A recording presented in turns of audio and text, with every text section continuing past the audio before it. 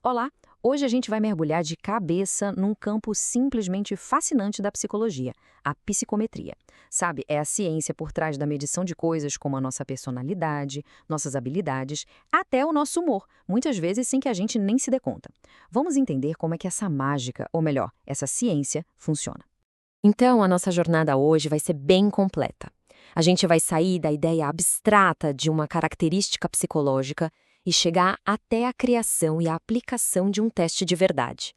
Vamos passar por que é preciso medir, o que exatamente se mede, de onde vêm os dados, como é que a gente dá sentido para os números e, o mais importante, como usar tudo isso de forma responsável.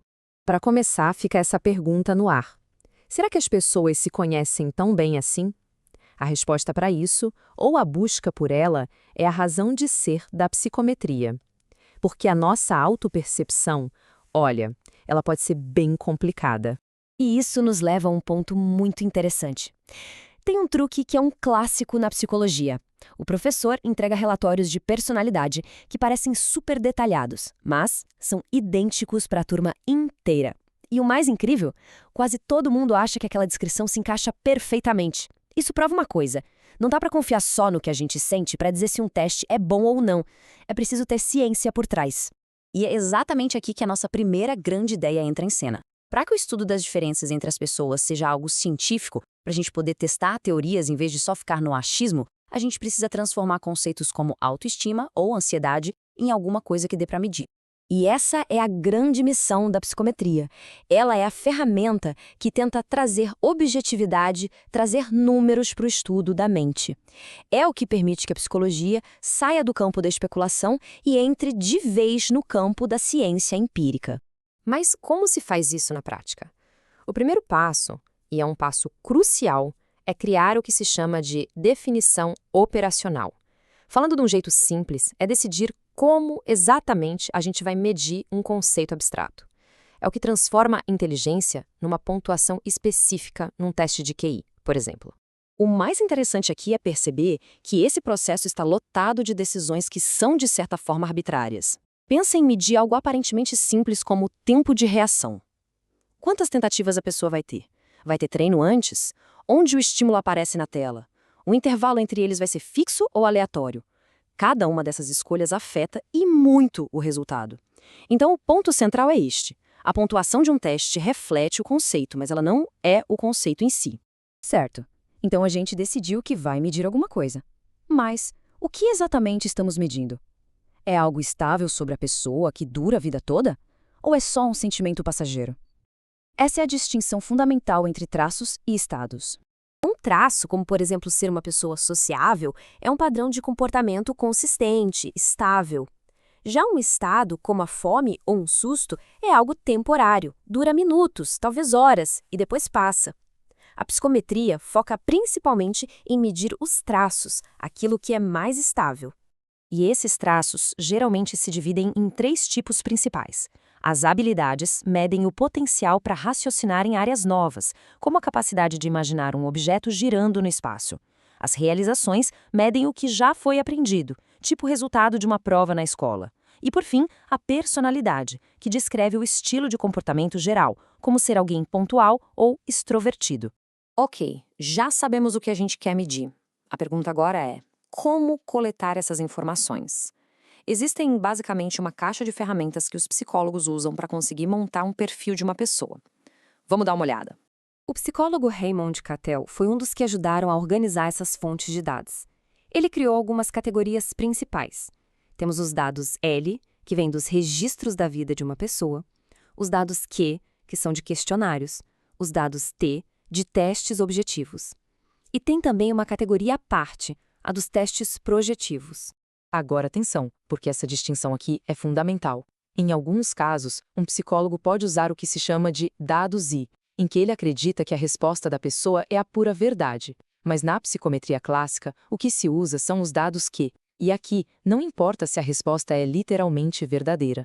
O que interessa é o comportamento de marcar a caixinha. Se, por exemplo, muitas pessoas ansiosas tendem a marcar concordo para uma certa pergunta, esse padrão se torna um dado valioso, independentemente da verdade de cada um. E claro, não podíamos deixar de falar dos famosos testes projetivos, como as manchas de tinta de Rorschach. A ideia por trás deles é que, ao descrever uma imagem ambígua, a pessoa acaba projetando a própria personalidade ali. Hoje em dia, eles são bem menos usados, principalmente por problemas na forma de pontuar e por uma base teórica que é um tanto frágil. Para fechar as fontes de dados, temos os dados T, que são fascinantes. São informações vindas de testes objetivos, onde a pessoa muitas vezes nem sabe o que está sendo avaliado. O exemplo clássico é o de uma cadeira especial que mede a agitação de alguém para avaliar a ansiedade. A pessoa acha que está só esperando, mas o teste já começou.